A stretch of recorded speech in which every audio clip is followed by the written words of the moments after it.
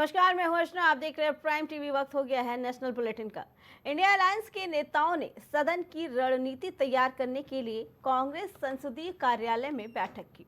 खबर है कि इस दौरान संसद में सरकार को घेरने को लेकर रणनीति बनाने के लिए घटक दलों के नेताओं ने साथ में चर्चा की। शीतकालीन सत्र के लिए विपक्ष की एकजुट रणनीति पर चर्चा करने के लिए लोकसभा और राज्यसभा के इंडिया ब्लॉक के नेता सुबह कांग्रेस सांसद मल्लिकार्जुन खड़गे के कार्यालय में बैठक करने गए। कहा जा रहा है कि विपक्ष द्वारा मणिपुर में हिंसा और अडानी समूह के खिलाफ रिश्वतखोरी के आरोपों के मुद्दे उठाए जाने की उम्मीद थी। इससे पहले कांग्रेस सांसद के सुरेश ने कहा, अडानी और मणिपुर का मुद्दा भी अहम है। मणिपुर के मामले में सरकार ने कोई कार्रवाई नहीं की। दिल्ली में वायु प्रदूषण भी एक गंभीर मुद्दा है, सरकार इससे निपटने में विफल है। महंगाई भी एक मुद्दा है। दोनों सदनों में इन मुद्दों को उठाए जाने की मांग की जा रही थी, लेकिन जैसे ही संसद का शीतकालीन सत्र शुरू हुआ, विपक्ष ने जमकर हंगामा कर दिया और 27 तारीख तक कार्रवाई को स्थगित करनी पड़ी। राजधानी दिल्ली समेत देश भर में एक बार फिर से मौसम का मिजाज बदलने वाला है। आपको बता दें कि कई इलाकों में सर्दी बढ़ने वाली है। मौसम विभाग के मुताबिक उत्तर भारत के राज्यों में सर्दी का सितम बढ़ना शुरू हो गया, तो वहीं दिल्ली एनसीआर के ज्यादातर इलाकों में सुबह 7 बजे के करीब एक्यूआई 400 से नीचे रहा। दरअसल कोहरा भी थोड़ा हल्का देखने को मिला। इससे हाईवे पर वाहनों को चलाने में कम परेशानी हुई। वहीं मौसम की बात करें तो ठंड का एहसास होना शुरू हो गया है।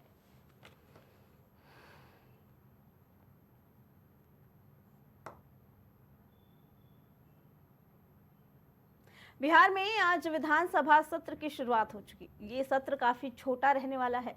बता दें कि ये सत्र महज 5 दिन तक ही चलेगा। वहीं आज से शुरू हो रहे सत्र में हिस्सा लेने के लिए राज्य के मुख्यमंत्री नीतीश कुमार और डिप्टी सीएम सम्राट चौधरी हिस्सा लेने पहुंचे। इस दौरान विधानसभा गेट पर मौजूद नेताओं ने सीएम नीतीश कुमार का गर्मजोशी के साथ स्वागत किया।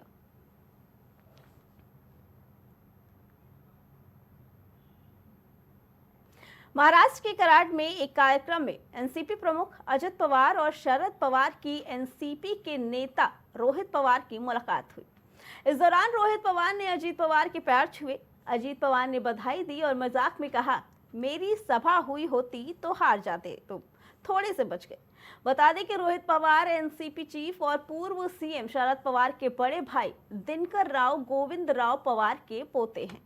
उन्होंने कर्जत जामखेड़ सीट पर बीजेपी उम्मीदवार राम शिंदे को हराया है।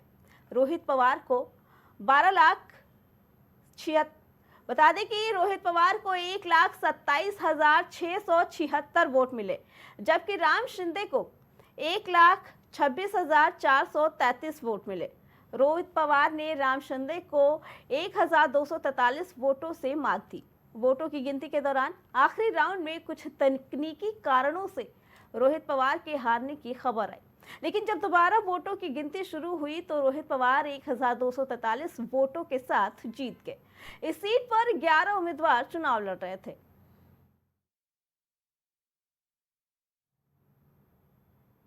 उत्तर प्रदेश के संभल में जामा मस्जिद के सर्वे के दौरान हिंसा भड़काने वालों पर पुलिस ने अब एक्शन लेना शुरू कर दिया। उपद्रवियों को पकड़ने के लिए पुलिस ने रात भर छापेमारी की, तो वहीं अब समाजवादी पार्टी के सांसद जियाउर रहमान बर्क और स्थानीय विधायक के बेटे सोहेल इकबाल के खिलाफ केस दर्ज कर लिया गया है। सपा सांसद पर आरोप है कि उन्होंने सुनियोजित तरीके से इस हिंसा को भड़काया। इसके लिए उन्होंने मस्जिद के बाहर भीड़ को इकट्ठा किया और फिर उसे उकसाया, जिसके बाद इतने बड़े स्तर पर हिंसा हुई। आपको बता दें कि संभल के हालात को देखते हुए चप्पे चप्पे पर भारी संख्या में पुलिस बल तैनात किए गए। यहां मुरादाबाद रेंज के 3 स्थानों की पुलिस लगाई गई। इतना ही नहीं, इस पूरे इलाके में इंटरनेट सस्पेंड कर दिया गया ताकि किसी भी प्रकार की अफवाह न फैले। 25 नवंबर यानी कि आज 12वीं तक स्कूलों की छुट्टी कर दी गई है। इस मामले में अब तक 2 महिलाओं के साथ साथ 21 लोगों को हिरासत में लिया गया है, तो वहीं कई अवैध हथियार और जिंदा कारतूस भी बरामद किए गए हैं।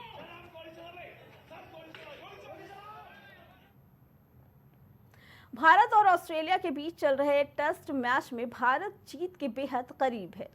भारतीय टीम ने इस मुकाबले में ऑस्ट्रेलिया को 534 रनों का लक्ष्य दिया था, जिसका पीछा करते ऑस्ट्रेलिया ने अब तक 7 विकेट गंवा दिए। बता दें, बॉर्डर गावस्कर ट्रॉफी 2024-2025 का ये पहला टेस्ट मैच है जो पर्थ में खेला जा रहा है। पहली पारी में 150 पर ऑल आउट होने के बाद भारतीय टीम ने शानदार वापसी करते हुए मैच को लगभग अपनी मुट्ठी में कर लिया। दूसरी पारी में यशस्वी जायसवाल और विराट कोहली के शतक की मदद से भारत ने ऑस्ट्रेलिया को मैच से बाहर कर दिया।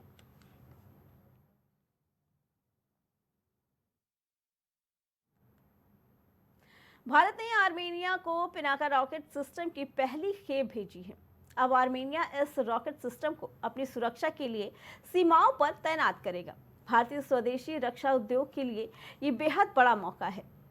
जब देश में बने किसी हथियार प्रणाली को दूसरा देश खरीद रहा है, इस रॉकेट सिस्टम को DRDO ने बनाया है। इस रॉकेट का नाम भगवान शिव के धनुष पिनाक के नाम पर रखा गया है। पिनाका रॉकेट सिस्टम 44 सेकंड में 12 रॉकेट लॉन्च करती है, यानी करीब हर 4 सेकंड में एक रॉकेट छूटता है। दुश्मन के ठिकानों को कब्रिस्तान में बदलने के लिए ये बेहतरीन हथियार है।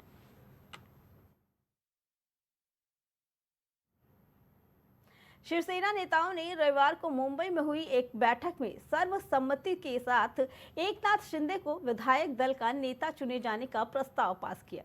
मुख्यमंत्री शिंदे की अध्यक्षता में हुई पार्टी की बैठक में शिवसेना नेता उदय सामंत ने यह प्रस्ताव पेश किया। इस मौके पर एकनाथ शिंदे ने सभी विधायकों का अभिनंदन भी किया।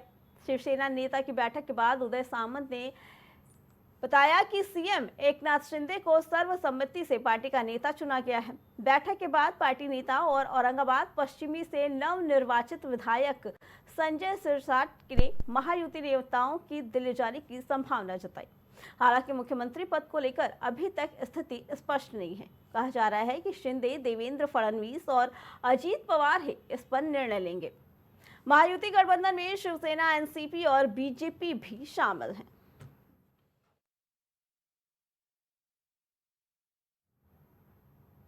नेशनल बुलेटिन में फिलहाल इतना ही। बाकी खबरों के लिए देखते रहें प्राइम टीवी।